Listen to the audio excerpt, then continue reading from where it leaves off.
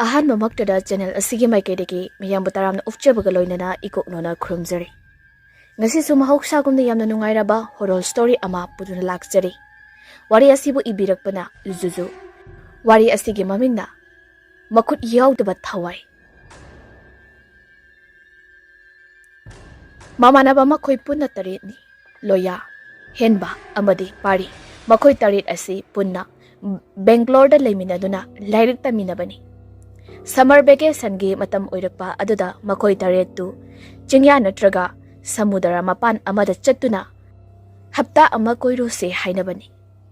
Ayo anganba aduda makhoi taret ado ikoben amada pulap tongminaduna makhoina koiba chatkadaba mafam aduda laklammi. Pung manga hena gari thoraba matungda chingya gi lambi amada laklammi. Lambi aduda pungkhai ama mukti sangdana gari ado thawi aduga makhoini leigadaba hotel adugi mapa yorokpada gari adu khamli aduga manungda tongliba makhoi tari ado gari dagi mathang kumtharaklami henbana haireklami mafam siam chiptro anakpada mibomta taba udida denelna amo hekhomi samudra mapalda chato shuruk pudire sida lakunadi farini haide fresh air fangnaba isaso refreshing oidoini Restina amo haireklami hotel asigina kanda pat ama suleirine asidaga iroida dine isasi sahi noktok toga mandro as khangni mafam ase aduki matik fajakre loyana amo khumlai nasana sagi luggage painara banatro law manung na changlase gari diso piragane moigi mi amada thaujilalage Asamna haineraduna makhoi tarit ado magi luggage painaduna hotel manung na sangal ami. Hanana pre-book tawkrabani. Hotel ado yamna ka hena zawba hotel dati. Mathon ahung khakta oi aduga kasing su masang yamdi. Makhoina manung da hek changlakpada sahi miyai chalaba nupa ama khakna makhoibu fazana welcome tawbire. Welcome sir. Egi ming Ranjit kawi. Hotel asigi staff ni. Ngasaidagi nakhoi lakpa ngahemlibani law aigi tungin biro nakhoina leigadaba room singdo ai takjaregi asi haidana hotel gi nupa adana makhoibu second floor da puraklami aduga makhoina leigadaba room sing adu su takpiri madolo rega nupa ado makhada kungkhri aduga mamana ba makhoi sing ado magi ka adu da sanglekri loya Satish pari amadi risi makhoi ahumna room amada leiri aduga henba denen amadi yuhenba makhoi ahumna room amada leiri makhoi taretu iru maithazare masado fresh oithokle aduga lansaraba matungda magi phamungda hipdana lamsang lakpagi awaba ado potharami numidangni dinner sabaso makhoi taret makto loya hoina leiriba room aduda puna saminarami Dinner sana wari so kaya ama sana rami. Denen haireklami. Sigi mafam se phabudi yam phajai haibabu somyang siloridine kiba masu phorokro noiba. Henbana. Kiba kaidudi mikithi oigine wanida nupa thokpa ikhoidine kiba amta leiti kaino. Parina abu haireklami. But natraga life fataba thawai fataba thorakpa matamdane. Khwaidagi kigangadaba mi singdunane hena sigal habiniko resina amo but thawai laigumba sidine imana ek pokpadagi thengnaraktre aidi adubo kibadi faudre aigi oinadi ko haise noi meyangi di khangde Satish na khomi aikoi su thengnadrida wari da kaida minane panghaida haibagi wani yuhen bana amo haireklami wari ni kaina laina khandokano Asing thengnaradi noi ai hiwa makha taningde loyana siarsi butki laigi thawai gine discussion swaida lushilasi sakse hanamta phajana sakisi gyantana asamna loyana hairekpadagi mayam su punna dinner do tumin sari sabato etuna mafam dusto phajana sit sing lushilna batawri adugi matungda room aduda thekliba tv adu thaduna makhoi puna tv ambo yengminarami Makhoina asuma TV yenglingai. Itha thajadana ka adugi blub ado mai khangmut mutki mafam ado pungmam hori. Angan bagi saruk amata yaudri. Thangnaba mikupta makoising ado magi phone sizinaduna flashlight thangatnari. Phone gi flashlight sing ado khazikti ngali mafam ado. Pari na haidaklami. Ekhoi room khakdaro atai suloina mut pajalo. Henbana room aduki thongnau lomda laktuna thongnau ado hangtok laga yingi. Mafam aduda yum kai marang kaina taba mafam natti. Labuk lam hangna ayambani. Lapna tamna piktak tawna uriba yum sing adudagi maingan thurakpa ado ubada henbana khumi. Ata yum sing di mai laknida. Aikoi hotel khakta mutpa male. Yo henbana amuk haidaklami. Janitor day tharak toy orangani. Asamna makoi sing ado mai mutpagi maramda wa khana dona leringi makhoigi room ado tamna miyoi ama lakpagi korok haiba khongthang makhol ama taraklami. Makhol adu tabada mayam ado tumin leinaki. Aduga thoglomda loina yengnairaklami. Yahenbaga denenga de masado ki bagum lakpagum na tawi aduna magi manak nakpada phamba marup singi manakta hena nakna changsiduna tapna fammi. Thangnaba mikupta korok lauramba khongthang makhol aduso makhoigi room hek thongjil aduda lepkhri aduga room gi thong adu kok haina thilaklami. Loya adu famlambadagi hagotuna thonglomda lakna hangi. Kadano mapaldagi nupa amagi khonjalda sunna khombi. Aine ibungo uncle Ranjit ne thongse amukta hango. Loyana thongadu hangi. Uncle Ranjit to Makhutta torchlight ama paiduna thongjil aduda leplaga haidaklami. Ngakpigani ibungo se generator sune yakhidre semjinbada matam kitang sangani haidakli. Aduna noi hena ne comfortable oinadaba makhagi ground floor done oina kumthabiraklu. Aduga tay guest lady ba mayam aduga de ponanga hak leminanaba. Loyana khomi hoi uncle aikoi soidana kumthajarak Uncle Ranjit to wahi khare haidam laba matungda makhada amakumkhri. Mamanaba makhoi taritsu magi foldagi kari no paiba yaba khara paiduna magi room dagi mari thoraktuna makhada ground floor da kumtharaklami. Ground floor aduda hanana miyoi kharsu leirami hotel aduda leiba guest ngaktani. Mamanaba makhoi taritudi mayam dudagi khara chathoklaga kachil amada laktuna chair amamam lauraga phamduna leiki. Phone metpa wari sanabana tawduna lei makhoi sing ado. Asamna wari sanarambadagi parina itha thajadana haidaklami. Wari libi sanasiba akhoi tarese. Henbana khomi. Yarida angang masai tapte tumi layuko amta. Parina haidaklami. Isamsamba wari nateba butki wari ni libi sanase aisi. Loyana yaina as mamga mambasida some bit oi kei oi butki wari liba yai kaino. Parina mo fat khamlai. Aduneba ado ai hana lirakiko wari ama munamuna tawko. Asamna hairaduna parina ihan hana butki wari ama liba hauраklami. Mayamda sumunna parigi wari ado tai asamna liraknami parina. Thaina aina class 8-9 karakpa dwaida ko. Aingonda yamda ngauzaba nupi masa makhak leirami. Nupi masaduna aise kuptana dum tanaiba ko. Magi adugi maongdudani aise yamda sokningba. Irritated adumoyiba. Adubu nongmadi thajadana nupi masaduna ne. Aibu ko tantanaba lepkri. Aina mase aduma ukhidre. Nongni leraka aiso pautari. Nupi masada gari accident amada leikhidre haina. Paudu tabada ai isa khara netai. Adubu nupi masadugi namaktadi nuhaitabadi fauki. Aina pawadu taba numitudagi ahingda yamna pothaudo amusu thoki. Asi haidana parido magi mamanaba singda yenga ami. Yohenbana kirap tawna hangi. Kay thaudo. Pari makatara ami. Ahingdudi aigi manglandare nupi masadu laki. Aduga mama tomta leiba talli. Aisu mahagi matungda inar o hainane aingonda itatatan hairaki. Nupi masado nane mang aduda. Aduga nupi masado aingonda jena khonduna aigi thabaktane mamai upsilaga thamoi sokna kapki. Manglal ojuraso ai aduki matikki nihak lerega ai mikap tholei. Aina mikap thorokpa matamda aigi thabak mapagi purise ꯆꯣꯠꯂꯝꯃꯤ ꯅꯨꯄꯤ ꯑꯗꯨꯅꯅꯦ ꯃꯪꯂꯥꯟꯗ ꯑꯩꯒꯤ ꯊꯕꯥꯛꯇ ꯎꯞꯁꯤꯜꯂꯒ ꯀꯞꯈꯤꯕ ꯑꯗꯨꯒꯤ ꯃꯄꯤꯁꯤꯡꯗꯣ ꯑꯣꯏꯅ ꯇꯧꯏ ꯇꯥꯏꯕꯪꯗ ꯑꯩꯒꯤ ꯐꯨꯔꯤꯠꯇꯅꯦ ꯆꯣꯠꯂꯝꯕꯗꯣ ꯑꯁꯤ ꯍꯥꯏꯗꯨꯅ ꯄꯥꯔꯤꯅ ꯋꯥꯔꯤ ꯂꯤꯕ ꯑꯗꯣ ꯂꯣꯏꯁꯤꯜꯂꯤ ꯋꯥꯔꯤ ꯑꯗꯨ ꯇꯥꯕ ꯂꯣꯏꯔꯛꯄꯗ ꯃꯃꯥꯟꯅꯕ ꯃꯈꯣꯏ ꯇꯔꯨꯛꯇꯨ ꯊꯋꯥꯏ ꯑꯗꯣ ꯇꯥꯅ ꯅꯣꯛꯊꯣꯔꯛꯏ ꯂꯣꯌꯥꯅ ꯅꯣꯛꯂꯗꯨꯅ ꯍꯥꯏꯔꯛꯂꯝꯃꯤ ꯑꯍꯤꯡ ꯇꯨꯝꯕꯗ ꯃꯄꯥꯟ ꯊꯣꯛꯆꯟꯕ ꯑꯣꯏꯗꯣꯏꯅꯤ ꯑꯄꯪ ꯏꯕꯨꯡꯉꯣ ꯅꯪ ꯍꯦꯟꯕꯅꯁꯨ ꯍꯥꯏꯔꯛꯂꯝꯃꯤ ꯅꯪꯗꯤ ꯈꯨꯇꯨꯝ ꯂꯥꯛꯇꯨꯝꯗꯨꯒ ꯃꯄꯥꯟ ꯊꯣꯛꯆꯟꯕꯒ ꯑꯝꯇ ꯒ꯭ꯌꯥꯟ ꯇꯥꯔꯝꯃꯔꯣꯏꯅꯦ ꯑꯗꯨꯏꯅꯤ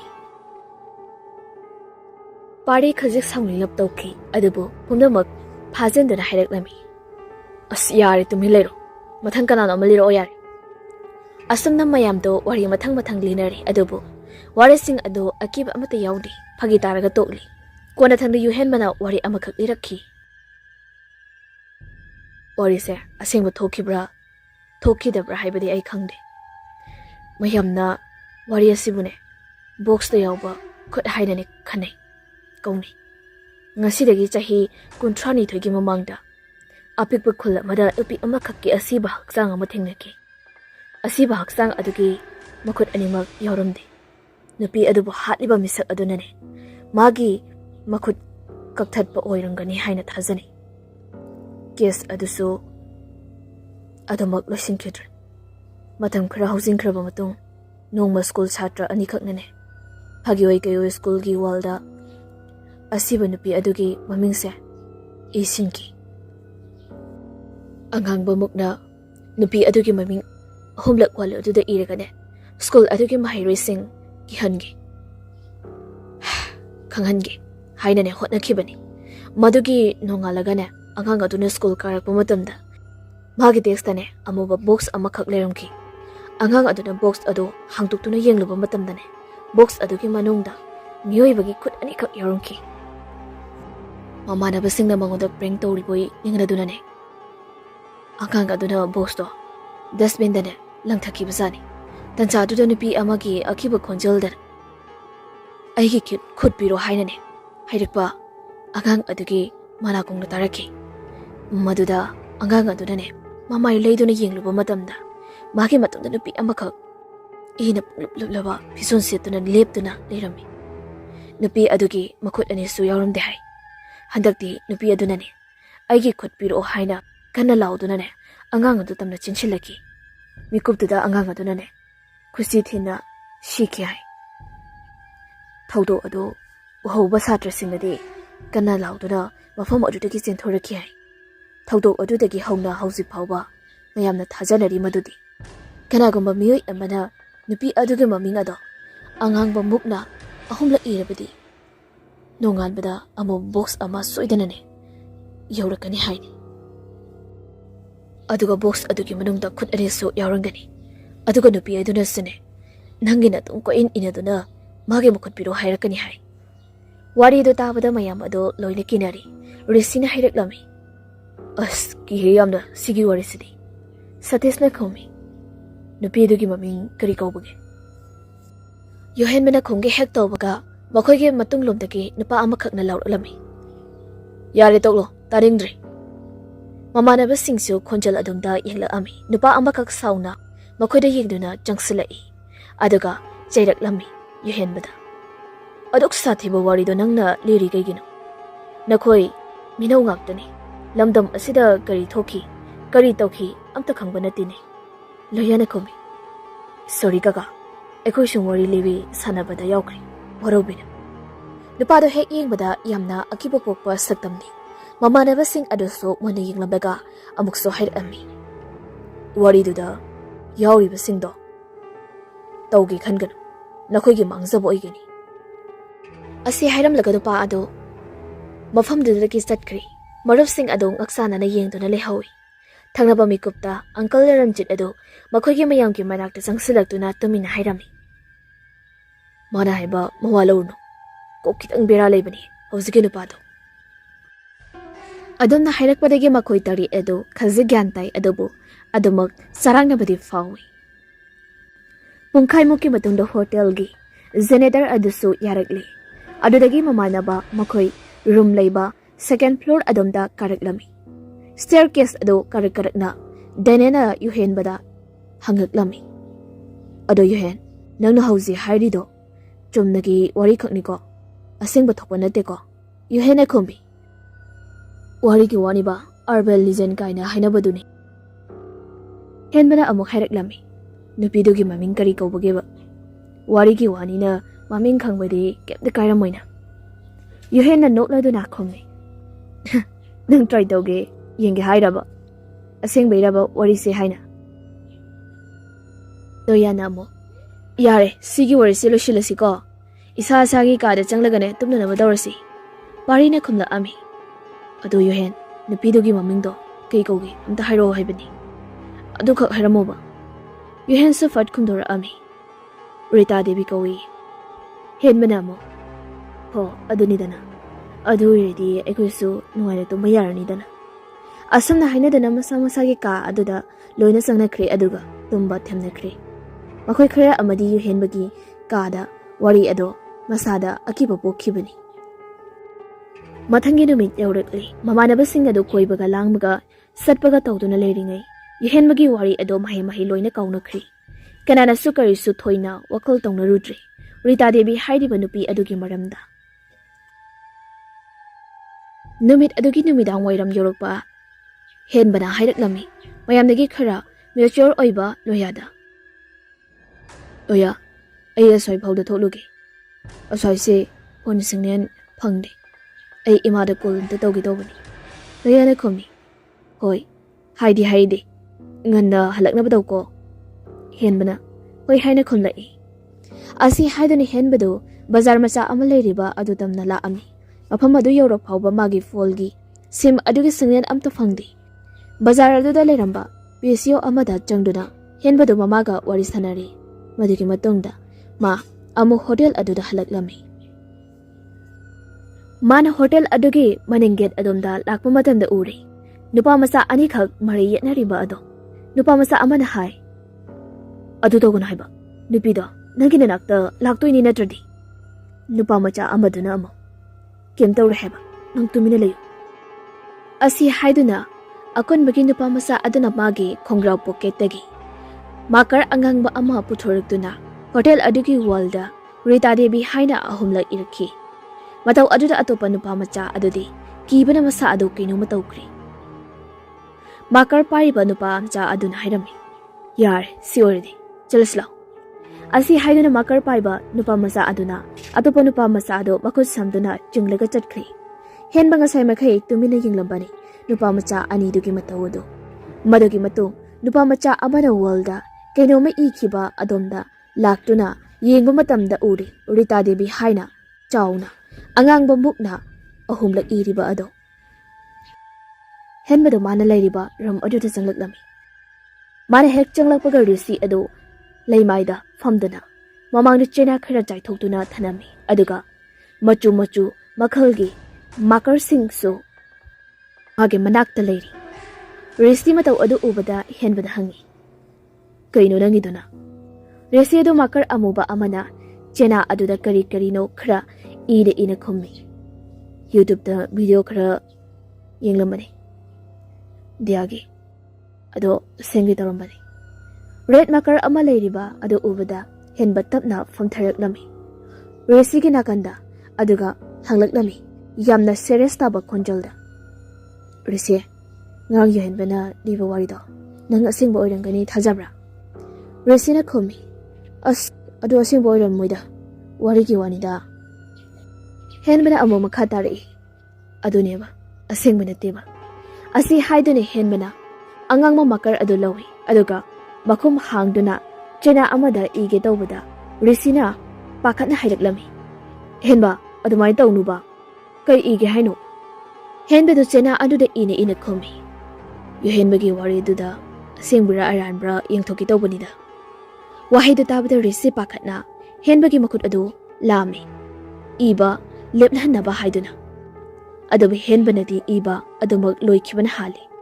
Iba loreduna makar adugi Makhumado khumjin henbana nokladuna hairaklami.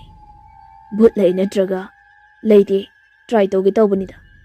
Risina amo karan yam tawi nangsi. Shugumba thabukse ꯐꯒꯤꯌꯥꯕ ꯅꯠꯇꯦ ꯀꯩ ꯀꯥꯟꯗꯕꯗ ꯑꯁꯤ ꯍꯥꯏꯗꯅ ꯔꯤꯁꯤ ꯐꯝꯂꯝꯕꯗꯒꯤ ꯍꯧꯒꯠꯂꯦ ꯑꯗꯨꯒ ꯀꯥ ꯑꯗꯨꯗꯒꯤ ꯊꯣꯛꯈꯤꯒꯦ ꯇꯧꯏ ꯍꯦꯟꯕꯅ ꯀꯥꯏꯗꯅ ꯑꯃꯨꯛ ꯆꯠꯂꯤꯗꯨꯅ ꯀꯤꯔꯕ꯭ꯔꯣ ꯃꯤꯀꯤꯊꯤ ꯀꯤꯕꯩ ꯅꯠꯇꯦ ꯏꯕꯨꯡꯉꯣ ꯂꯣꯌꯥꯗꯩ ꯀꯩꯅꯣꯝ ꯂꯧꯔꯒꯦ ꯇꯧꯅꯤ ꯑꯁꯤ ꯍꯥꯏꯔꯝꯂꯒ ꯔꯤꯁꯤ ꯑꯗꯨ ꯊꯣꯡ ꯑꯗꯨ ꯍꯥꯡꯗꯨꯅ ꯔꯨꯝ ꯑꯗꯨꯗꯒꯤ ꯊꯣꯛꯈꯤꯔꯝꯃꯤ ꯍꯦꯟꯕ ꯃꯇꯣꯝꯇ ꯐꯝꯗꯨꯅ ꯂꯩꯍꯧꯔꯤ ꯀꯥ ꯑꯗꯨꯗ ꯃꯥꯒꯤ ꯃꯁꯥꯗ ꯑꯀꯤꯕ ꯄꯣꯛꯂꯨꯗꯦ ꯊꯋꯥꯁꯥꯗ ꯑꯗꯨꯃꯛ ꯂꯩꯍꯧꯏ ꯃꯥꯅ ꯑꯗꯨꯅ ꯐꯝꯗꯨꯅ ꯃꯥꯀꯔꯁꯤꯡ ꯑꯗꯨ ꯄꯥꯏꯔꯒ ꯁꯥꯟꯅꯗꯨꯅ ꯂꯩꯔꯤꯉꯩ ꯃꯥꯅ ꯐꯝꯂꯤꯕ ꯑꯗꯨꯒꯤ ꯍꯦꯛ ꯅꯥꯀꯟꯗ ꯑꯃꯨꯛ ꯕꯣꯛꯁ ꯑꯃ ꯂꯩꯔꯤꯕ ꯑꯗꯣ ꯍꯦꯟꯕꯅ ꯎꯔꯤ ꯍꯦꯟꯕ ꯋꯥꯈꯜ ꯍꯦꯟꯅ ꯈꯟꯖꯤꯜꯂꯨꯕ ꯇꯧꯗ ꯕꯣꯛꯁ ꯑꯗꯨ ꯇꯥꯞ ꯂꯧꯏ ꯑꯗꯨꯒ ꯃꯨꯟꯅ ꯌꯦꯡꯈꯤ ꯔꯤꯁꯤ ꯑꯇꯣꯞꯄ ꯔꯨꯝ ꯑꯗꯨꯗ ꯆꯪꯂꯛꯂꯝꯃꯤ ꯑꯗꯨꯒ ꯊꯣꯡ ꯑꯗꯨ ꯉꯥꯁꯤꯟꯅ ꯍꯥꯏꯔꯛꯂꯝꯃꯤ ꯍꯦꯟꯕꯁꯦ ꯑꯁ ꯑꯩ ꯀꯩ ꯍꯥꯏꯗꯣꯏꯅꯣ ꯈꯪꯗ꯭ꯔꯦ ꯂꯣꯌꯥꯅ ꯀꯩꯗꯧꯔꯒꯦ ꯑꯃ ꯃꯥꯗꯤ ꯀꯥꯏꯗ ꯂꯩꯍꯧꯔꯒꯦ ꯗꯤꯅꯔ ꯆꯥꯕ ꯃꯇꯝꯁꯨ ꯌꯧꯔꯛꯂꯤ ꯔꯤꯁꯤꯅ ꯈꯨꯝꯃꯤ ꯑꯩꯈꯣꯏꯒꯤ ꯔꯨꯝꯗ ꯂꯩꯍꯧꯕꯅꯤ ꯃꯥꯒꯤ ꯃꯑꯣꯡꯗꯨꯗ ꯑꯩ ꯁꯥꯎꯅꯤꯡꯃꯟꯗꯅꯅꯦ ꯊꯣꯔꯛꯂꯕꯅꯤ ꯑꯁꯤ ꯍꯥꯏꯗꯨꯅ ꯁꯇꯤꯁꯇꯨ ꯑꯗꯨꯒꯤ ꯐꯃꯨꯡꯗ ꯐꯝꯊꯔꯛꯏ ꯃꯥ ꯁꯇꯤꯁꯅ ꯍꯪꯉꯤ ꯃꯥꯅ ꯀꯩꯗꯧꯔꯝꯂꯤꯅꯣꯕ ꯈꯟꯅꯩꯔꯣ ꯅꯣꯏꯃ ꯔꯤꯁꯤ ꯑꯗꯨ ꯃꯥꯏꯊꯣꯡ ꯑꯗꯨ ꯏꯁꯨꯛ ꯁꯨꯛꯊꯅ ꯈꯨꯝꯃꯤ ꯌꯨꯍꯦꯟꯕꯅ ꯋꯥꯔꯤ ꯂꯤꯕꯗ ꯌꯥꯎꯕ ꯅꯨꯄꯤ ꯑꯗꯨꯒꯤ ꯃꯃꯤꯡꯗꯣ ꯃꯥꯅ ꯑꯍꯨꯝꯂꯛ ꯏꯔꯤꯕ ꯑꯗꯨꯁꯨ ꯑꯩꯒꯤꯅꯦ ꯔꯦꯗ ꯃꯥꯔꯀꯔꯗꯨꯅ ꯌꯨꯍꯦꯟꯕꯅ ꯍꯪꯂꯛꯑꯝꯃꯤ ꯔꯤꯇꯥ ꯗꯦꯕꯤꯒꯤ ꯃꯤꯡꯂꯣ ꯍꯥꯏꯁꯦ ꯍꯣꯏ ꯍꯥꯏꯒꯨꯝꯅ ꯔꯤꯁꯤꯗꯣ ꯃꯀꯣꯛ ꯅꯣꯝꯃꯤ ꯄꯥꯔꯤꯅ ꯑꯃꯨꯛ ꯑꯁ ꯌꯥꯔꯦꯕ ꯑꯗꯨꯏ ꯃꯤꯡꯗꯣ ꯄꯜꯂꯛꯀꯅꯣ ꯑꯩ ꯋꯥꯁꯔꯨꯝꯗꯅꯦ ꯆꯪꯕ ꯐꯥꯎ ꯀꯤ ꯍꯥꯏꯕ ꯔꯨꯝ ꯑꯗꯨꯗ ꯊꯦꯠꯂꯤꯕ ꯋꯥꯜ ꯀ꯭ꯂꯣꯛ ꯑꯗꯨꯗ ꯌꯦꯡꯂꯒ ꯂꯣꯌꯥꯅ ꯍꯥꯏꯔꯛꯂꯝꯃꯤ ꯀꯅꯥꯅꯣꯝꯇ ꯀꯧꯔꯨꯆꯣ ꯗꯤꯅꯔ ꯆꯥꯕ ꯃꯇꯝ ꯌꯧꯔꯛꯂꯦ ꯍꯥꯏꯅ ꯑꯁꯨꯝꯅ ꯃꯈꯣꯏ ꯍꯥꯏꯅꯔꯤꯉꯩ ꯊꯪꯅꯕ ꯔꯨꯝ ꯑꯗꯨꯗꯒꯤ ꯃꯤꯑꯣꯏ ꯑꯃꯅ ꯀꯟꯅ ꯂꯥꯎꯕꯒꯤ ꯃꯈꯣꯜ ꯑꯃ ꯇꯥꯔꯛꯂꯝꯃꯤ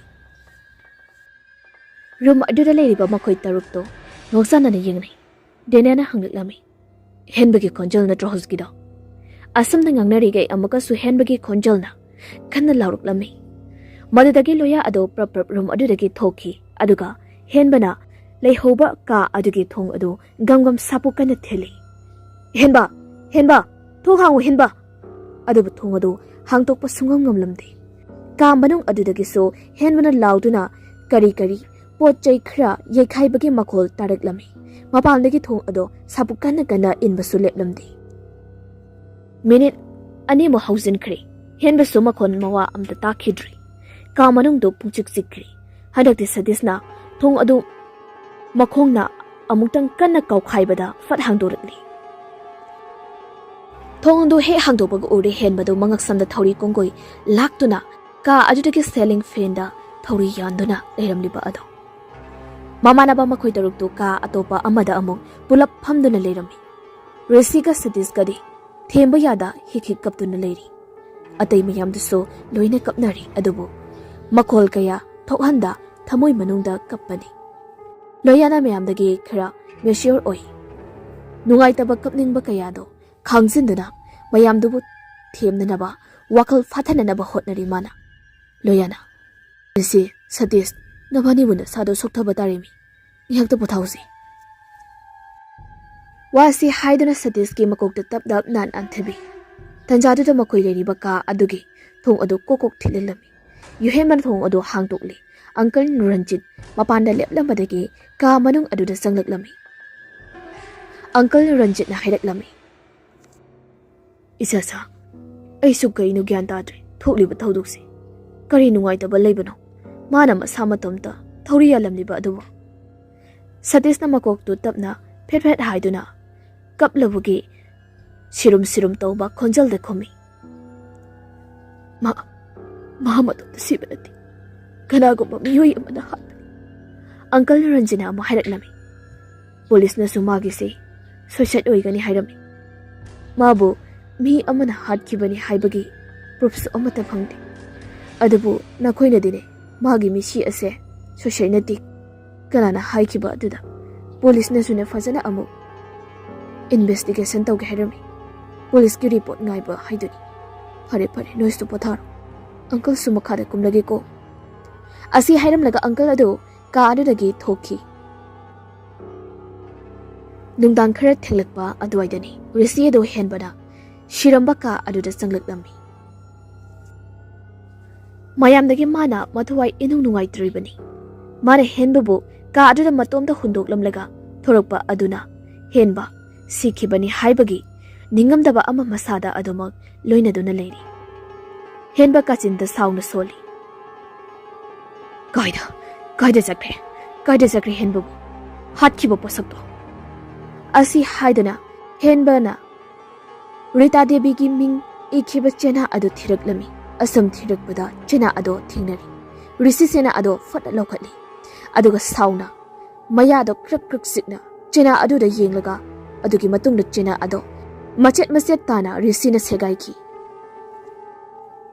maduloriga mamai do putlaidura thonglom da laalmi adubu mana thongado hangi toba matamda thongado hangdopa sungye yadri ahanbada kariso khalamdre adamna thongado hangtokpa sungya mu yaraktraba adudadi sengna resi masada akiba poklagni mana adamna thongdo hangdokna ba hotnarini magi tungdagi nupi amagi atappa khonjalna chaina khangna hairaklami ai gi khut adamna hairakpa aduda resi lawali tonado samga chap yungki mamai tapna onduna magi matungda yenglaklami maduda uri ihing na hing tairaba phi angoba ngakta setpi nupi amaka ka adugi kachinda leptuna liramliba ado nupi adugi mamaisu I ngakta ngairi masamda su loina phari mathong maram khangdri laibak amadi khazai singsu loina segairi naton su pungtat tatti jibal su tharak yali hena kiribadi nupi adugi makut animal yaudaba aduni nupi adugi akiba saktamdo ubada risi kana lawi adubu mana lauriba ado kanana su tabidi nupi ado akiba miro ama noktona risi gi manakta tapli asam changsali risi upai leitradu nupi aduda makut ani lonaraga haiji ai bomda kanbiyo ai lan khidi ai asoiba amda tawkhidi mana adumna hairibado tabida nupi ado aduma risi gi manakta changsali aduga thangnaba mikupta yamna thuna nupi ado risi tamna fanchung sinki mathangi numita mamanaba singduna risi gi asiba hakchangsu ka adum maktadani thengnari magi masada sokpagi natraga I thokhibagi dakfam amata taramdaba maramna police na risi gi misi ado masagi anaba amadagi khanghaudana leitabani haina phongdokle henba sikhibagi nungaitaba aduna maram oiraga risi su magi masa khangdana anaba ama khanghin henchilakbani hairak khnami police ki report ado marup manga aduna janing ba poklamdi adubu proof amadi evidence amata leitabana tumina leiba tarami mamanaba singdisu vacation matam loshilakli haiduna makoina leiriba apartment aduda halase hairami nungdang ado masa-masagi pochai sing ado loina pek tawnari haying ayuk ngana chatnanaba haiduna hek nonganbaga makoi sing ado amana ama haunaruba tawda magi luggage sing ado paiduna thoknaraklami makoina thorakpada uri thongjen mayada chena angoba amakhak ta dura leramliba ado makoi singdu che adugi manak tamna chungsali aduga sadesna chi ado fatkhunggatuna yengluba matamda henbana Rita Devi gi maming ikhiba ngarangna risina machet tana segai khiba chena ado oirami chena ado mapok kaida yamna masannan na lerami parina hai sauna masigi chesinani aikhoi miyamda ayat papirisi prap amta langthoko Daniel so hairak machet segai gira aduna fadawni adumna hairak padigi sadisna chena ado machet tana segai raga dustbin aduda hundoklamni makoi manga halakpagi lambida hotel amada lunch sarami travel loiradana sadisto washroom changluge haina changkhirami satisna washroom sijinaba loiradana vesinda makhut ado hamdana leringi magi matungda miyoi amana changlakpagi khongthang makhol ama tariklami satis makhut ado hana matung onduri nge adobo kana sulakpa udi mana ma khaktani washroom da leirimliba ado makol ado magi wakhalna oiramla male khanda amok mamai ado leisilaktuna makhut ado hamliba ajuda yengi ꯑꯗꯨꯕꯨ ꯇꯞꯇꯒꯤ ꯇꯥꯔꯛꯂꯤꯕ ꯏꯁꯤꯡ ꯑꯗꯣ E ꯉꯥꯛꯇ ꯑꯣꯏꯔꯝꯕ ꯑꯗꯨꯗ ꯁꯇꯤꯁ ꯀꯝꯄ꯭ꯂꯦꯛ ꯈꯪꯅ ꯃꯈꯨꯠꯇꯣ ꯐꯠ ꯁꯠꯇꯣꯛꯏ ꯑꯗꯨꯒ ꯇꯨꯡꯂꯣꯝꯗ ꯈꯣꯡꯐꯝ ꯈꯔ ꯍꯜꯂꯤ ꯊꯪꯅꯕ ꯃꯤꯀꯨꯞꯇ ꯇꯦꯞ ꯑꯗꯣ ꯃꯁꯥ ꯃꯇꯣꯝꯇ ꯀꯣꯟꯖꯦꯜ ꯑꯗꯣ ꯂꯩꯁꯤꯟꯖꯈꯤ ꯁꯇꯤꯁ ꯃꯥꯒꯤ ꯃꯈꯨꯠꯇꯨꯗ ꯑꯃꯨꯛ ꯉꯛꯅ ꯌꯦꯡꯖꯩ ꯍꯧꯖꯤꯛꯇ ꯏꯅ ꯄꯨꯡꯉꯥꯡ ꯉꯥꯡꯍꯧꯕ ꯃꯈꯨꯠ ꯑꯗꯣ ꯀꯔꯤꯁꯨ ꯑꯃꯨꯛ ꯇꯧꯔꯝꯗ꯭ꯔꯤ ꯁꯣꯔ ꯆꯥꯅꯤꯡ ꯇꯥꯅ ꯍꯣꯟꯗꯣꯛꯂꯝꯃꯤ ꯃꯥ ꯑꯗꯨꯒ ꯕꯦꯁꯤꯟꯒꯤ ꯃꯄꯥꯗ ꯋꯥꯜꯗ ꯊꯦꯠꯂꯤꯕ ꯃꯤꯡꯁꯦꯜ ꯑꯗꯨꯗ ꯐꯠ ꯌꯦꯡꯈꯠꯂꯛꯄ ꯃꯇꯝꯗ ꯎꯔꯦ ꯋꯥꯁꯔꯨꯝ ꯑꯗꯨꯗꯒꯤ ꯀꯥꯆꯤꯟꯗ ꯏꯅ ꯄꯨꯡꯉꯥꯡ ꯉꯥꯡꯂꯕꯤ ꯐꯤꯖꯣꯜ ꯁꯦꯠꯄꯤ ꯁꯛꯐꯝ ꯀꯥꯏꯔꯕꯤ ꯃꯈꯨꯠ ꯌꯥꯎꯗꯕꯤ ꯅꯨꯄꯤ ꯑꯃꯈꯛ ꯂꯦꯞꯇꯨꯅ ꯂꯩꯔꯤꯕ ꯑꯗꯣ ꯃꯗꯨ ꯎꯕꯗ ꯈꯪꯄ꯭ꯔꯦꯛ ꯈꯪꯅ ꯁꯇꯤꯁ ꯑꯗꯣ ꯃꯇꯨꯡ ꯐꯠ ꯑꯣꯜꯂꯤ ꯑꯗꯨꯕꯨ ꯀꯥꯆꯤꯟ ꯑꯗꯨꯗꯗꯤ ꯀꯅꯥꯁꯨ ꯂꯩꯕ ꯎꯗꯦ ꯇꯧꯔꯤꯕ ꯃꯇꯧ ꯑꯁꯤꯗ ꯃꯥ ꯀꯤꯕꯅ ꯌꯥꯗ꯭ꯔꯦ ꯍꯨꯃꯥꯡ ꯑꯅꯞꯄꯤ ꯀꯥꯡꯉꯦ ꯁꯣꯔ ꯇꯅꯤꯛ ꯇꯅꯤꯛ ꯍꯣꯟꯗꯨꯅ ꯃꯥꯒꯤ ꯑꯀꯣꯏꯕꯗꯨ ꯌꯦꯡꯈꯤ ꯃꯤꯀꯨꯞ ꯅꯥꯍꯨꯝ ꯁꯤꯡꯅ ꯊꯪꯅꯕ ꯃꯤꯀꯨꯞꯇ ꯃꯥꯒꯤ ꯍꯦꯛ ꯃꯇꯨꯡꯗ ꯀꯔꯤꯒꯨꯝꯕ ꯄꯣꯠꯁꯛ ꯑꯃ ꯂꯩꯃꯥꯏꯗ ꯇꯥꯕꯒꯤ ꯃꯈꯣꯜ ꯁꯇꯤꯁꯀꯤ ꯃꯅꯥꯀꯣꯡꯗ ꯇꯥꯔꯛꯂꯝꯃꯤ ꯁꯇꯤꯁ ꯃꯇꯨꯡꯗ ꯐꯠ ꯑꯣꯟꯗꯨꯅ ꯃꯈꯥꯗ ꯌꯦꯡꯗꯨꯅ ꯕꯣꯛꯁ ꯑꯃꯨꯕ ꯑꯃꯈꯛ ꯂꯩꯔꯝꯃꯤ ꯌꯨꯍꯦꯟꯕꯒꯤ ꯋꯥꯔꯤꯗ ꯕꯣꯛꯁ ꯑꯃ ꯑꯃꯨꯕ ꯑꯣꯏꯔꯝꯒꯅꯤ ꯆꯞ ꯆꯥꯅ ꯊꯥꯖꯔꯤ ꯁꯇꯤꯁ ꯃꯥꯒꯤ ꯑꯔꯣꯏꯕ ꯃꯇꯝ ꯌꯧꯔꯛꯂꯦ ꯈꯟꯖꯔꯤ ꯃꯁꯥꯅ ꯁꯇꯤꯁ ꯇꯞꯅ ꯑꯣꯟꯊꯣꯔꯛꯇꯨꯅ ꯕꯣꯛꯁ ꯑꯗꯨ ꯈꯨꯝꯒꯠꯂꯤ ꯑꯗꯨꯒ ꯃꯈꯨꯠ ꯑꯗꯨ ꯊꯛ ꯊꯛ ꯅꯤꯛꯄ ꯃꯈꯩ ꯕꯣꯛꯁ ꯑꯗꯨ ꯄꯥꯏꯗꯨꯅ ꯃꯨꯟꯅ ꯌꯦꯡꯉꯤ ꯕꯣꯛꯁꯇꯨꯗ ꯃꯤꯀꯨꯞ ꯑꯗꯨꯗꯒꯤ ꯃꯥꯒꯤ ꯃꯇꯨꯡꯗꯒꯤ ꯅꯨꯄꯤ ꯑꯃꯅ ꯀꯤꯔꯕ ꯈꯣꯟꯖꯦꯜꯅ ꯍꯥꯏꯔꯛꯄꯗ ꯅꯪꯅ ꯄꯥꯏꯔꯤꯕ ꯕꯣꯛꯁꯇꯨꯗ ꯑꯩꯒꯤ ꯈꯨꯠ ꯌꯥꯎꯈꯤꯕꯅꯤ ꯁꯇꯤꯁ ꯃꯗꯦꯜ ꯑꯗꯨ ꯒꯨꯠ ꯌꯣꯠꯁꯜꯂꯤ ꯑꯗꯨꯒ ꯃꯃꯥꯏ ꯑꯗꯨ ꯇꯞꯅ ꯂꯩꯊꯣꯔꯛꯇꯨꯅ ꯌꯦꯡꯂꯛꯄꯗ ꯎꯔꯤ ꯉꯁꯥꯏ ꯃꯥꯅ ꯃꯤꯡꯁꯦꯜꯗ ꯎꯈꯤꯕ ꯅꯨꯄꯤ ꯑꯗꯨꯒꯤ ꯀꯤꯔꯕ ꯁꯛꯇꯝꯗ ꯁꯇꯤꯁꯅ ꯃꯈꯣꯜ ꯑꯗꯨ ꯍꯧꯅ ꯂꯥꯎꯕ ꯉꯝꯗ꯭ꯔꯤꯉꯩ ꯅꯨꯄꯤ ꯑꯗꯨ ꯁꯇꯤꯁ ꯇꯝꯅ ꯐꯜ ꯂꯥꯎꯅ ꯆꯣꯡꯁꯤꯟꯈꯤ ꯄꯨꯂꯤꯁꯅ ꯁꯇꯤꯁꯀꯤ ꯑꯁꯤꯕ ꯍꯛꯆꯥꯡ ꯑꯗꯨꯕꯨ ꯄꯨꯈ꯭ꯔꯦ ꯃꯔꯨꯞ ꯃꯈꯣꯏ ꯃꯔꯤ ꯈꯛꯇ ꯉꯥꯏꯍꯧꯔꯦ ꯍꯧꯖꯤꯛ ꯂꯩꯍꯧꯔꯤꯕ ꯍꯥꯏꯕꯕꯨ ꯃꯈꯣꯏꯅ ꯂꯟꯆ ꯆꯥꯔꯕ ꯐꯥꯁꯠ ꯐꯨꯗ ꯑꯗꯨꯒꯤ ꯃꯃꯥꯡꯗ ꯃꯈꯣꯏ ꯃꯔꯤ ꯑꯗꯨ ꯊꯋꯥꯏ ꯅꯨꯡꯉꯥꯏꯇꯅ ꯅꯤꯡꯕ ꯀꯥꯏꯅ ꯂꯦꯞꯇꯨꯅ ꯂꯩꯔꯝꯃꯤ ꯃꯤꯀꯨꯞꯇꯨꯗ ꯃꯈꯣꯏ ꯃꯔꯤꯒꯤ ꯇꯨꯡꯗꯒꯤ ꯅꯨꯄꯥ ꯑꯃꯒꯤ ꯈꯣꯟꯖꯦꯜꯅ ꯍꯥꯏꯔꯛꯂꯝꯃꯤ ꯑꯩꯅ ꯍꯥꯏꯗ꯭ꯔꯣ ꯋꯥꯔꯤ ꯑꯗꯨ ꯂꯤꯒꯅꯨ ꯍꯥꯏꯅ ꯃꯃꯥꯟꯅꯕ ꯃꯈꯣꯏ ꯃꯔꯤ ꯑꯗꯨ ꯈꯣꯟꯖꯦꯜ ꯑꯗꯨꯝꯗ ꯌꯦꯡꯊꯣꯔꯛꯄꯗ ꯎꯔꯤ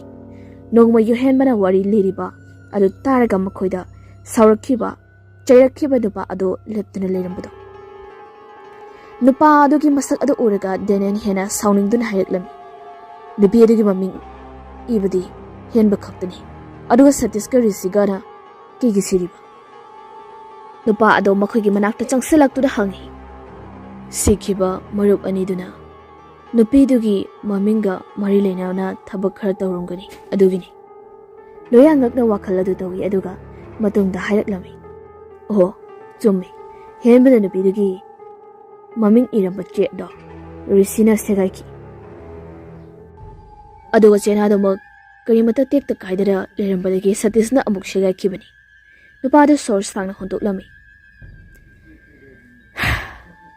ꯃꯥꯒꯤ ꯃꯃꯤꯡ ꯏꯕ ꯆꯦꯅꯥꯗꯣ ꯁꯦꯒꯥꯏꯕ ꯍꯥꯏꯁꯦ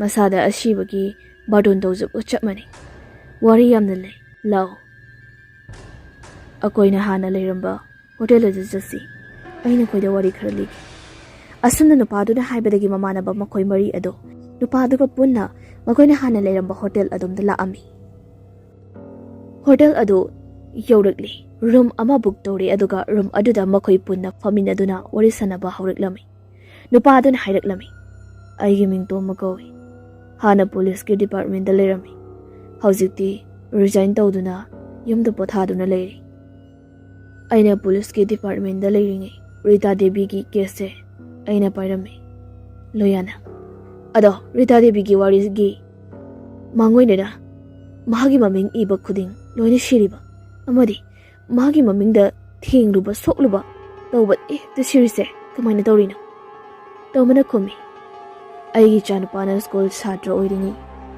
ꯐꯥꯒꯤ ꯑꯣꯏ ꯀꯩ ꯑꯣꯏ ꯔꯤꯇꯥ ꯗꯦꯕꯤꯒꯤ ꯃꯃꯤꯡꯗꯣ ꯁ꯭ꯀꯨꯜꯒꯤ ꯋꯥꯜꯗ ꯏꯈꯤ ꯍꯥꯏ ꯃꯗꯨ ꯍꯦꯛ ꯅꯣꯡꯉꯥꯜꯂꯒ ꯃꯊꯣꯡ ꯃꯔꯝ ꯈꯪꯗ ꯑꯩꯒꯤ ꯏꯆꯥꯗꯣ ꯂꯩꯈꯤꯗꯦ ꯃꯗꯨꯒꯤ ꯃꯇꯨꯡ ꯋꯥꯜꯗ ꯏꯔꯤꯕ ꯔꯤꯇꯥ ꯗꯦꯕꯤꯒꯤ ꯃꯃꯤꯡꯗꯣ ꯑꯩꯒꯤ ꯏꯆꯥꯅꯨꯄꯥꯒꯤ ꯃꯃꯥꯟꯅꯕ ꯑꯃꯅ ꯃꯨꯊꯠꯅꯅꯕ ꯍꯣꯠꯅꯔꯤ ꯍꯥꯏ ꯑꯗꯨꯕꯨ ꯃꯨꯊꯠꯄ ꯉꯝꯈꯤꯗꯦ ꯃꯗꯨꯒꯤ ꯍꯦꯛ ꯅꯣꯡꯉꯥꯜꯂꯒꯁꯨ ꯏꯆꯥꯅꯨꯄꯥꯒꯤ ꯃꯃꯥꯟꯅꯕ ꯑꯗꯣ ꯑꯗꯨꯃꯛ ꯂꯩꯈꯤꯗꯦ ꯑꯁꯨꯝꯅ ꯇꯧꯅ ꯔꯤꯇꯥ ꯗꯦꯕꯤꯒꯤ ꯃꯤꯡ ꯏꯕ ꯑꯃꯗꯤ ꯃꯍꯥꯛꯀꯤ ꯃꯃꯤꯡ ꯃꯨꯠꯊꯠꯅꯅꯕ ꯃꯥꯡꯍꯟꯅꯅꯕ ꯍꯣꯠꯅꯕ ꯃꯤꯑꯣꯏ ꯈꯨꯗꯤꯡ ꯑꯁꯤꯕꯒꯤ ꯈ꯭ꯌꯥꯠꯇ ꯂꯣꯏꯅ ꯇꯥꯈꯤ꯫ ꯄꯨꯂꯤꯁ ꯑꯩꯈꯣꯏꯅ ꯐꯅ ꯀꯨꯞꯅ ꯊꯤꯖꯤꯜꯂꯕꯁꯨ ꯑꯆꯨꯝꯕ ꯄꯥꯎꯈꯨꯝ ꯐꯪꯕ ꯉꯝꯈꯤꯗꯦ꯫ ꯃꯇꯝꯗꯨꯗ ꯍꯧꯅ ꯔꯤꯇꯥ ꯗꯦꯕꯤꯒꯤ ꯃꯔꯝꯗ ꯃꯌꯥꯝꯅ ꯑꯗꯨꯃꯛ ꯉꯥꯡꯅꯗꯨꯅ ꯂꯥꯛꯈꯤ꯫ ꯗꯦꯅꯦꯟꯅ ꯑꯃꯨꯛ ꯍꯥꯏꯔꯛꯂꯝꯃꯤ, ꯑꯗꯣ ꯍꯧꯖꯤꯛ ꯐꯥꯎꯕ ꯔꯤꯇꯥ ꯗꯦꯕꯤꯒꯤ ꯃꯤꯍꯠꯄꯗꯣ ꯐꯥꯕ ꯉꯝꯗ꯭ꯔꯤꯕ ꯃꯥꯜꯂꯤꯀꯣ?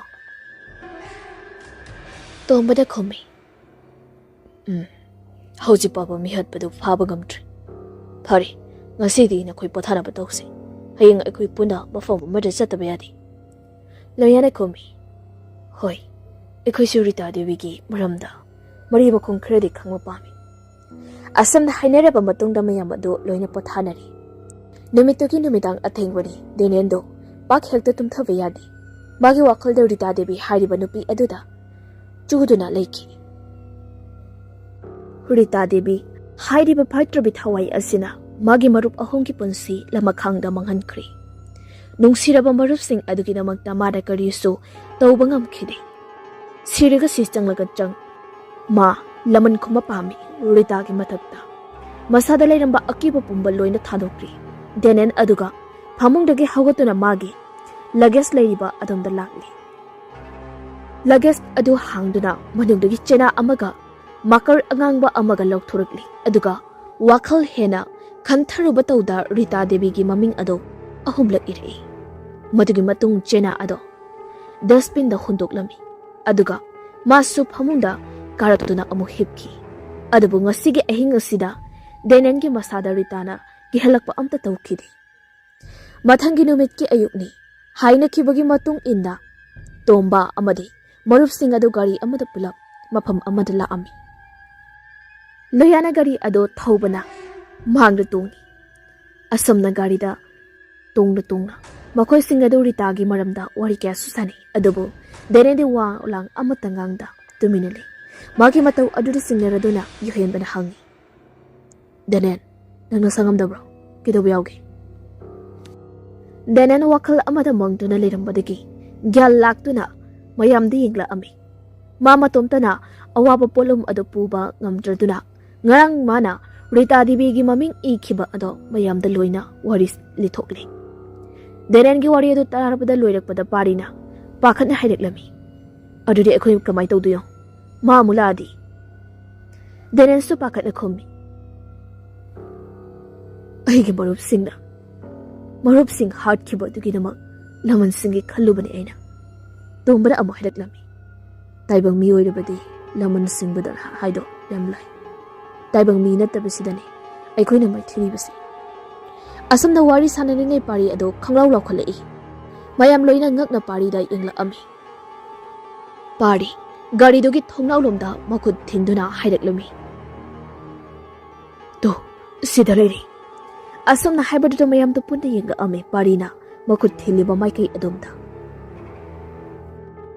ꯎꯔꯦ ꯃꯈꯣꯏꯁꯨ ꯔꯤꯇꯥ ꯗꯦꯕꯤꯒꯤ ꯐꯤꯕꯝ ꯇꯥꯗ꯭ꯔꯕ ꯊꯋꯥꯏ ꯑꯗꯨꯒꯤ ꯁꯛꯇꯝ꯫ ꯌꯦꯡꯕꯗꯗꯤ ꯇꯨ ꯆꯨꯡꯅ ꯀꯤꯕ ꯁꯛꯇꯝꯅꯤ꯫ ꯔꯤꯇꯥ ꯗꯦꯕꯤꯒꯤ ꯊꯋꯥꯏ ꯑꯗꯨꯅ ꯗꯦꯅꯦꯟ ꯇꯝꯅ ꯆꯣꯡꯁꯤꯜꯂꯛꯀꯦ ꯇꯧꯏ꯫ ꯑꯗꯨꯕꯨ ꯂꯣꯌꯥꯅ ꯒꯥꯔꯤꯒꯤ ꯑꯦꯛꯁꯂꯔꯦꯁꯟꯗ ꯀꯟꯅꯗꯦꯠꯇꯨꯅ ꯌꯥꯡꯅ ꯊꯧꯈꯤꯕꯅ ꯗꯦꯅꯦꯟ ꯁꯣꯛꯄ ꯉꯝꯍꯧꯗ꯭ꯔꯤ꯫ ꯑꯁꯝꯅ ꯒꯥꯔꯤ ꯑꯗꯨ ꯀꯟꯅ ꯊꯧꯔꯛꯄꯅ ꯈꯨꯡꯒꯪ ꯑꯃꯈꯛ ꯌꯧꯔꯤ꯫ ꯂꯝꯕꯤ ꯃꯄꯥꯜꯗ ꯂꯣꯌꯥꯅ ꯒꯥꯔꯤ ꯑꯗꯨ ꯈꯥꯝꯃꯤ꯫ ꯇꯣꯝꯕꯅ ꯍꯥꯏꯔꯛꯂꯝꯃꯤ, ꯁꯤꯒꯤ ꯈꯨꯡꯒꯪꯁꯦ ꯑꯣꯏꯔꯝꯒꯗꯕ ꯃꯥꯜꯂꯤ꯫ ꯃꯐꯝꯁꯦ ꯌꯥꯝꯅ ꯍꯣꯡꯉꯝꯂꯦ꯫ ꯌꯣꯍꯦꯟꯕꯅ ꯒꯥꯔꯤꯒꯤ ꯃꯇꯨꯡꯂꯣꯝꯗ ꯃꯤꯡꯁꯦꯜ ꯑꯗꯨ ꯌꯦꯡꯗꯨꯅ ꯍꯥꯏꯔꯛꯂꯝꯃꯤ, ꯂꯣꯌꯥ, ꯒꯥꯔꯤꯗꯨ ꯊꯧꯔꯣ, ꯑꯗꯨ ꯅꯨꯄꯤꯗꯣ ꯑꯃꯨꯛ ꯇꯥꯟꯅꯔꯛꯂꯤꯌꯦ꯫ ꯄꯥꯔꯤꯅ ꯈꯨꯝꯃꯤ, ꯂꯝꯕꯤ ꯈꯔ ꯐꯕ ꯑꯃꯗ ꯊꯧꯀꯣ꯫ ꯑꯁꯨꯝꯅ ꯃꯈꯣꯏꯅ ꯋꯥ ꯉꯥꯡꯅꯔꯤꯉꯩ ꯀꯔꯝꯅꯅꯣ ꯈꯪꯍꯧꯗ ꯗꯦꯅꯦꯟꯗꯨ ꯒꯥꯔꯤꯒꯤ ꯊꯣꯡ ꯍꯥꯡꯗꯨꯅ ꯐꯠ ꯀꯨꯝꯈ꯭ꯔꯤ꯫ ꯑꯗꯨꯒ ꯒꯝ ꯒꯝ ꯇꯧꯅ ꯃꯥꯏꯀꯩ ꯑꯃꯗ ꯆꯠꯈꯤ꯫ ꯄꯥꯔꯤꯅ ꯍꯥꯟꯅ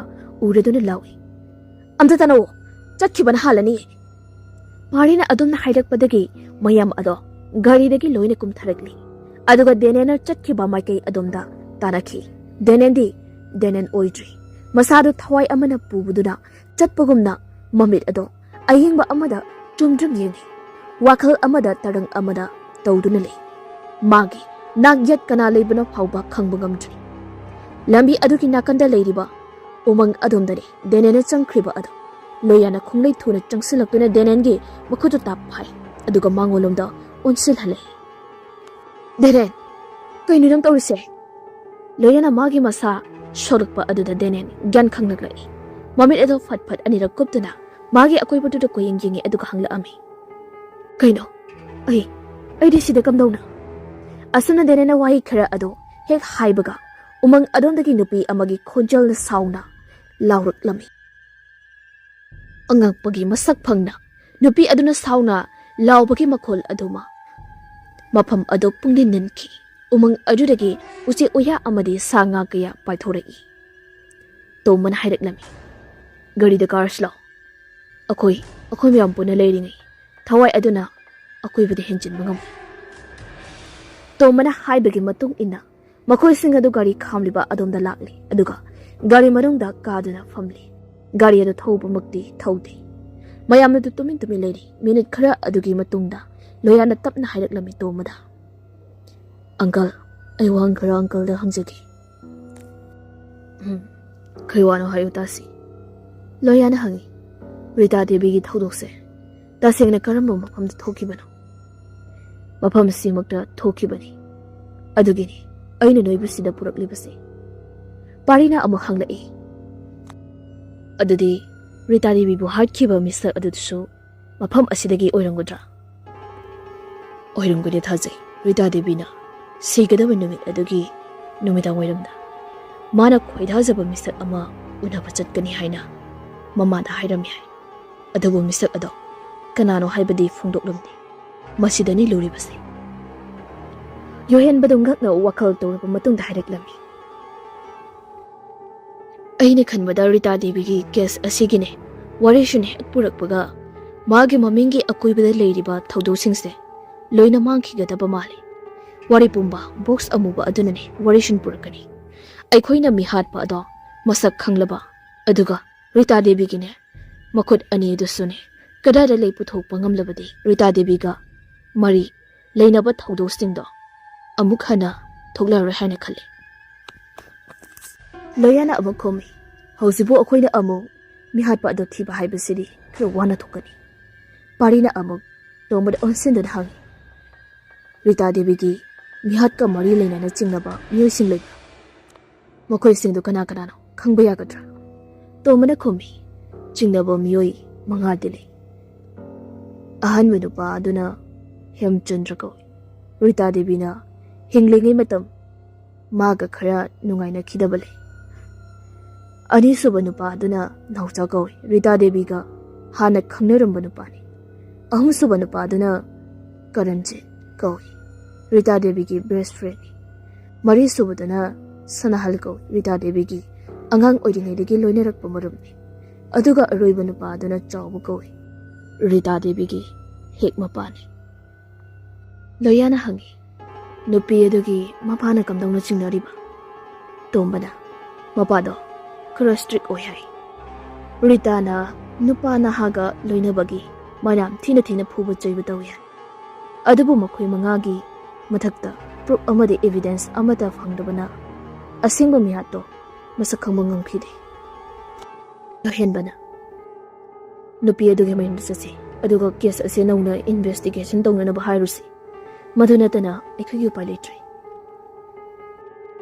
Rita Devi gi mayum satu da makhoi imungi miyoi singa wari kaya amasu sanarami Rita Devi gi photo singsu uragi Rita Devi haidiba nupi asi masak aduki matik phaji yengbada changkhole mifam honingdaba sakta oi Rita Devi gi mapa gasu unaruri adubu mapa aduna machanupi bu hatlamgani haibasi makhoi amata thajadri asuna tawna makhoi manga do mihatpani chingnaba singi yumda laktuna miyoi sing aduga unari adubu makhoi sing adu mihatpani haiba hauji phawba proof leramde kona thangda makhoi manga ado Rita gi best friend oiriba Karanjit gi yumda la ami adubu laibak thibana makhoi na Karanjit gi mayumda lakpada Karanjit ti ngasi dagi chahi ahong gi mamangda leikhidre harakli aduna Karanjit gi mamaga oina unarami Rita Devi gi case aduki matangda nauna investigation lakpani haiba aduna mama aduna so fazana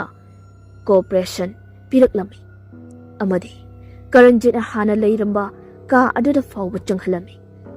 Tombadi mama aduga wari sanaduna lehori aduga. Mama na bamari aduna Karanjit ki ka aduda sangduna kari kari khara koithi thiri. Tombaga mama adugana wari sanaduna leiringai khanghaudana. Mama na ba mari ado amukta pulap laura ami.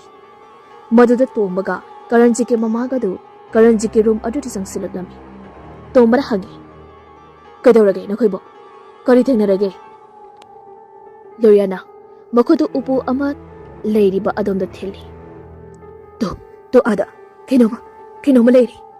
Tombara Karanjit ki mama gadu upu adu tamna la ami. Karanjit ki mama na haidaklami. Karanjit na upu manung asidane yamna maru oiba processing thami haibani. Adubu kari kari potno haibadi. Aidi ama phawba udri. Tombaga mama aduga na changsalakduna upu adu hangi aduga manungda yauduna leiramliba amuba box ama. Karanjit ki mama gi matengna amadi Karanjit ki upu manungda yauramba pochai sing adugi matung inna Karanjit na Rita Devi hatbani haiba khangba gamle. Rita Devi gi masak matau fazaba aduda Karanjit na Rita Devi asi mahake best friend oirabasu Rita Devi do adugi matik nungsi jakhi. Adubu phongdokpadi ngamkhide. Rita Devi na sizinaramba pochai amagi magi mafi maron photo amade Rita Devi gini haiba pochai sing Karanjit na loina khomjin tasandana box amada haplaga magi upu aduda thanami. Tasingna hairabada Rita Devi da pulap luplaba miyoi amani Karanjit si. Rita Devi na sigadaba nobet adugi namidang wairam ado Rita Devi asi atopa nupa ama unaba chatkadoini haiba Karanjit na so khanglami. Aduna manan lon na Rita Devi bu kidnap tawraba mabu hatkibani. Aduga Rita Devi da punglup luplaba angawba oidaba Karanjit na Rita Devi bu hatoklaba matungda magi makhut anidi box amuba amada haplaga purki. Aduga box ado Karanjit na magi upu aduda thamki. Wari pumna makhangba loiraduna mamanabasing ado yumda halaklami. Karanjit ki mayum ado umang amaga nakmi. Makhoyne Karanjit hoidagi thorakpa matamda khaghaudana makhoygi masada ayingba nungshit ama sijilaklami. Loyana hailaklami. Kalen thadabu asu ingba nungshit sitpa hongnabrane. Yahenbana amo prap chatnanaba dawse kainomi tawi mafamse. Asamna hainaduna makhoy manga ado gari khamliba adu tamna la ami. Asamna makhoyna lakpada Karanjit ki yumgi sumang maton da hauriba umang amagi marumdagi miyoi amana lumdana makhoyda yenglakpagumna tawriba ado parina nachatnana ui. Pari magi wakhalna oirangani khanna adumak chatpa hawi adubo thangnaba mikupta tumbana lawraklami. Chengkri mayam adu puna tumbada yengliba maikai adomda yengaklami uri. Denena umang adu tamna yamna yangna chenkhiba ado loyana lawi. Denet thangnaba mikupta Denet leimaida tusinki aduga umang aduda hauriba using adu ura singa Denen ki makhongda thori kongoi oiduna laktuna singki. Denen kapladuna lawi. Aibu mukda kanbio. Tomaga punna yohenba pari amadi loya makhoi sing adu Denena thiba oina umang adu sanglakami. Umang ado aduki matik sui aduga momsi yamna mami ingbusu yamna ingi. Loyana chena lauduna hangi. Kaigino mana Denen muhatna na bonise. Loyagi wahi khreduna yuhenba gan khanglak pugumna taw. Aduga khum. Nakhoi myam Denen bu phangnana bathiro. Ai thuna laki. Asi haidana yuhenba do. Umangdagi amu chenthoraklami. Umang aduda asum Denen bu thirakpada. Kona thangda thengnare Denena ujau amagi makhongda phamduna leramliba ado. Magi masadasu uri wari amata yetpa udi. Loyana sangsinduna Denen bu haudui. Denen, nang buka dauragi. Say, gyandaroba muta. Asam na mayam na haudok padagi, gyalak edana Denen, mamita tapna pangduna. Magi akoy badi yengi adobo. Loyagi hek managta. Matungna, Rita Devi gi sakpang kairaba Thawai aduna, leptuna leriba ado ubada, Denen kapladuna lawi. ꯑꯩꯕꯨ ꯑꯠꯄꯤꯒꯅꯨ ꯑꯩꯕꯨ ꯑꯠꯄꯤꯒꯅꯨ ꯃꯌꯥꯝꯗ ꯂꯣꯏꯅ ꯌꯦꯡꯊꯣꯛꯅꯔꯝꯃꯤ ꯗꯦꯅꯦꯅ ꯌꯦꯡꯂꯤꯕ ꯃꯥꯏꯀꯩ ꯑꯗꯣꯝꯗ ꯎꯔꯦ ꯃꯈꯣꯏꯁꯨ ꯔꯤꯇꯥ ꯗꯦꯕꯤꯒꯤ ꯐꯤꯕꯝ ꯇꯥꯗ꯭ꯔꯕ ꯊꯋꯥꯏ ꯑꯗꯨꯒꯤ ꯁꯛꯇꯝ ꯔꯤꯇꯥ ꯗꯦꯕꯤꯒꯤ ꯊꯋꯥꯏ ꯑꯗꯨ ꯑꯀꯤꯕꯒꯤ ꯃꯁꯛ ꯐꯪꯅ ꯗꯦꯅꯦꯟꯒꯤ ꯃꯅꯥꯛ ꯇꯝꯅ ꯇꯞꯂꯤ ꯇꯞꯂꯤ ꯆꯪꯁꯤꯜꯂꯤ ꯃꯈꯣꯏ ꯑꯍꯨꯝ ꯑꯗꯨꯁꯨ ꯗꯦꯅꯦꯟꯕꯨ ꯀꯣꯟꯁꯤꯟꯗꯨꯅ ꯊꯝꯃꯤ ꯁꯛꯄ ꯌꯥꯔꯣꯏ ꯃꯇꯥꯒꯨꯝꯅ ꯊꯪꯅꯕ ꯃꯤꯀꯨꯞꯇ ꯔꯤꯇꯥ ꯗꯦꯕꯤꯒꯤ ꯊꯋꯥꯏ ꯑꯗꯣ ꯑꯁꯥꯎꯕꯒꯤ ꯃꯁꯛꯇ ꯃꯈꯣꯜ ꯍꯧꯅ ꯀꯟꯅ ꯂꯥꯎꯔꯝꯈꯤ ꯑꯗꯨꯒ ꯗꯦꯅꯦꯟ ꯇꯝꯅ ꯆꯪꯁꯤꯟꯈꯤ ꯃꯤꯀꯨꯞ ꯑꯗꯨꯗꯅꯤ ꯌꯣꯍꯦꯟꯕꯒꯤ ꯈꯣꯟꯖꯦꯜꯅ ꯍꯥꯏꯔꯛꯄꯗꯣ ꯔꯤꯇꯥ ꯗꯦꯕꯤ ꯅꯪꯒꯤ ꯃꯇꯝ ꯂꯣꯏꯔꯦ ꯔꯤꯇꯥ ꯗꯦꯕꯤꯒꯤ ꯊꯋꯥꯏ ꯑꯗꯣ ꯗꯦꯅꯦꯟꯒꯤ ꯃꯅꯥꯛꯇ ꯆꯣꯡꯁꯤꯟꯒꯦ ꯇꯧꯔꯝꯕꯗꯣ ꯆꯞ ꯂꯦꯞꯄꯤ ꯑꯗꯨꯒ ꯌꯣꯍꯦꯟꯕꯒꯤ ꯈꯣꯟꯖꯦꯜ ꯑꯗꯣꯝꯗ ꯌꯦꯡꯂꯛꯑꯝꯃꯤ ꯌꯣꯍꯦꯟꯕ ꯑꯃꯨꯛꯀꯁꯨ ꯃꯈꯥ ꯇꯥꯏ ꯔꯤꯇꯥ ꯗꯦꯕꯤ ꯆꯥꯟꯕꯤꯗꯨꯅ ꯑꯃꯨꯛꯇ ꯂꯦꯞꯄꯨ ꯌꯣꯍꯦꯟꯕꯒꯤ ꯃꯁꯛ ꯎꯕꯗ ꯔꯤꯇꯥ ꯗꯦꯕꯤ ꯌꯣꯍꯦꯟꯕꯂꯣꯝꯗ ꯑꯃꯨꯛ ꯆꯪꯁꯤꯟꯈꯤ ꯇꯞꯅ ꯇꯞꯅ ꯌꯣꯍꯦꯟꯕꯅ ꯃꯈꯥ ꯇꯥꯔꯛꯂꯝꯃꯤ ꯅꯪꯅ ꯃꯇꯝ ꯁꯥꯡꯅꯗꯒꯤ ꯊꯤꯔꯛꯄ ꯄꯣꯠꯁꯛ ꯑꯗꯣ ꯁꯤꯗ ꯂꯩꯔꯤ ꯍꯧꯖꯤꯛꯇꯤ ꯑꯩꯒꯤ ꯃꯔꯨꯞꯁꯤꯡꯕꯨ ꯊꯥꯗꯣꯛꯄꯤꯔꯣ ꯑꯃꯨꯛ ꯍꯟꯅ ꯌꯦꯠꯄꯤꯔꯅꯨ ꯑꯁꯤ ꯍꯥꯏꯗꯨꯅ ꯗꯦꯅꯦꯅ ꯃꯥꯅ ꯄꯨꯔꯛꯄ ꯕꯣꯛꯁ ꯑꯗꯨ ꯔꯤꯇꯥ ꯗꯦꯕꯤꯒꯤ ꯊꯋꯥꯏ ꯑꯗꯨꯗ ꯄꯤꯔꯛꯂꯝꯃꯤ ꯔꯤꯇꯥ ꯗꯦꯕꯤꯒꯤ ꯊꯋꯥꯏ ꯑꯗꯨ ꯑꯁꯥꯎꯕꯒꯤ ꯁꯛꯇꯝ ꯑꯗꯣ ꯃꯥꯡꯈꯤꯗꯨꯅ ꯌꯣꯍꯦꯟꯕꯗ ꯃꯨꯟꯅ ꯌꯦꯡꯉꯤ ꯌꯣꯍꯦꯟꯕꯅ ꯕꯣꯛꯁ ꯑꯃꯨꯕ ꯑꯗꯣ ꯍꯥꯡꯗꯣꯛꯅ ꯍꯥꯏꯔꯛꯂꯝꯃꯤ ꯁꯦꯜꯂꯔꯣ ꯅꯪꯅ ꯃꯇꯝ ꯀꯌꯥꯗꯒꯤ ꯊꯤꯔꯤꯕ ꯄꯣꯠꯁꯛ ꯑꯗꯨ ꯁꯤꯗ ꯂꯩꯔꯤ ꯂꯧ ꯔꯤꯇꯥ ꯗꯦꯕꯤꯒꯤ ꯊꯋꯥꯏ ꯑꯗꯨꯅ ꯕꯣꯛꯁ ꯃꯅꯨꯡꯗ ꯌꯥꯎꯔꯤꯕ ꯄꯣꯠꯁꯛ ꯑꯗꯣ ꯎꯔꯕ ꯃꯇꯝꯗ ꯊꯋꯥꯏ ꯑꯗꯨꯒꯤ ꯃꯤꯠꯂꯨꯗꯒꯤ ꯐꯤꯔꯥꯡ ꯁꯤꯟꯊꯔꯛꯂꯝꯃꯤ ꯔꯤꯇꯥ ꯗꯦꯕꯤꯒꯤ ꯑꯗꯨꯛ ꯄꯦꯟꯖꯕ ꯃꯇꯧ ꯑꯗꯨ ꯎꯕꯗ ꯅꯨꯄꯥꯁꯤꯡꯗꯁꯨ ꯃꯁꯥꯗ ꯂꯩꯔꯝꯕ ꯑꯀꯤꯕꯁꯤꯡꯗꯣ ꯇꯞꯅ ꯇꯞꯅ ꯃꯥꯡꯈꯤ ꯊꯪꯅꯕ ꯃꯤꯀꯨꯞꯇ ꯔꯤꯇꯥ ꯗꯦꯕꯤꯒꯤ ꯊꯋꯥꯏ ꯑꯗꯨ ꯇꯞꯅ ꯇꯞꯅ ꯃꯥꯡꯈ꯭ꯔꯤ ꯃꯐꯝ ꯑꯗꯨꯗꯒꯤ ꯃꯥꯒ ꯂꯣꯏꯅꯅ ꯕꯣꯛꯁ ꯑꯗꯨꯁꯨ ꯇꯞꯅ ꯃꯥꯡꯈꯤ ꯌꯣꯍꯦꯟꯕ ꯆꯪꯁꯤꯟꯗꯨꯅ ꯗꯦꯅꯦꯟꯕꯨ ꯀꯣꯟꯁꯤꯜꯂꯤ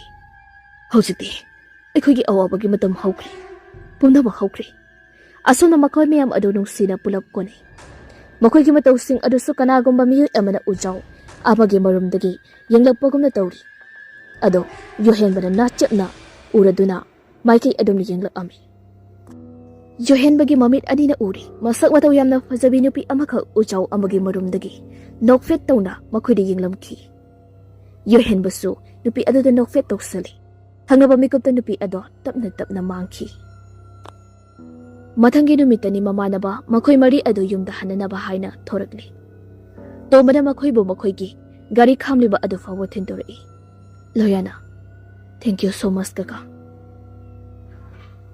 ꯌꯣꯔ ꯋꯦꯜꯀꯝ ꯆꯥꯁꯥ ꯇꯣꯝꯕꯁꯨ ꯑꯃꯨꯛ ꯌꯣꯍꯦꯟꯕꯗ ꯑꯣꯟꯁꯤꯜꯂꯤ ꯅꯪꯗꯤ ꯌꯥꯝꯅ ꯊꯧꯅꯥ ꯐꯕ ꯅꯨꯄꯥꯅꯤ ꯌꯣꯍꯦꯟꯕ ꯅꯈꯣꯏ ꯄꯨꯝꯕ ꯄꯨꯟꯁꯤꯗ ꯃꯥꯏ ꯄꯥꯛꯄ ꯑꯣꯏꯌꯨꯀꯣ ꯌꯣꯍꯦꯟꯕꯅ ꯈꯨꯝꯃꯤ ꯅꯣꯛꯃꯤ ꯅꯣꯛꯃꯤ ꯇꯧꯅ ꯀꯀꯥꯅ ꯄꯨꯡꯊꯥꯗ ꯊꯥꯒꯠꯄꯤꯔꯤ ꯑꯁꯨꯝꯅ ꯍꯥꯏꯅꯗꯅ ꯇꯣꯝꯕꯗꯣ ꯃꯈꯣꯏ ꯃꯔꯤꯒ ꯃꯃꯥꯟꯅꯕꯗꯧꯅ ꯂꯣꯏꯅ ꯀꯣꯟꯅꯩ ꯑꯗꯨ ꯂꯣꯏꯔꯒ ꯇꯣꯝꯕꯅ ꯍꯥꯏꯔꯛꯂꯝꯃꯤ ꯐꯖꯅ ꯍꯜꯂꯣꯀꯣ ꯅꯣꯏ ꯑꯗꯨꯗꯤ ꯃꯔꯛ ꯃꯔꯛꯇ ꯀꯀꯥꯕꯨ ꯅꯤꯡꯁꯤꯡꯉꯛꯎꯀꯣ ꯃꯈꯣꯏ ꯃꯔꯤꯅ ꯍꯣꯏ ꯀꯀꯥ ꯐꯔꯦ ꯐꯔꯦ ꯆꯠꯅꯅꯕ ꯇꯧꯔꯣ ꯑꯗꯨꯗꯤ ꯑꯁꯨꯝꯅ ꯍꯥꯏꯅꯔꯗꯨꯅ ꯃꯈꯣꯏ ꯃꯔꯤ ꯑꯗꯨ ꯒꯥꯔꯤꯗ ꯀꯥꯈꯠꯈ꯭ꯔꯦ ꯑꯗꯨꯒ ꯇꯣꯝꯕꯗ ꯕꯥꯏ ꯕꯥꯏ ꯇꯧꯔꯝꯃꯤ ꯇꯣꯝꯕꯅꯁꯨ ꯃꯈꯣꯏ ꯃꯔꯤꯗ ꯕꯥꯏ ꯕꯥꯏ ꯇꯧꯏ ꯊꯪꯅꯕ ꯃꯤꯀꯨꯞꯇ ꯂꯣꯌꯥ ꯒꯥꯔꯤ ꯁ꯭ꯇꯥꯔꯠ ꯇꯧꯗꯨꯅ ꯃꯐꯝꯗꯨꯗꯒꯤ ꯊꯧꯈ꯭ꯔꯤ